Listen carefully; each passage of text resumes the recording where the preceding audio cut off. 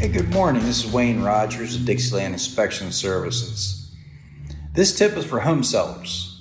If you're planning on selling a home and you want to make sure you're getting the most for the value of your home, you may want to check the electrical. An easy way to do that is this. Buy yourself an outlet tester. An easy thing to do is buy an outlet tester and it'll tell you, as you can see, it shows, let's get a closer look here for you.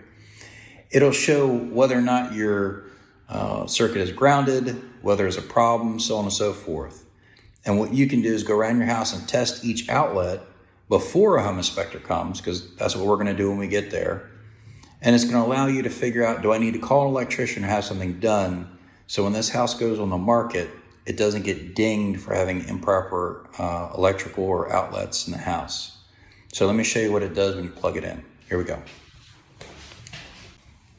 So as you can see, it has two lights on the right-hand side, and two lights on the right-hand side means that it's correct. The grounding is correct. Everything is in good shape. This is something you can do on your own. Like I said, it could gain you some extra money on selling your home. So that's my tip for today.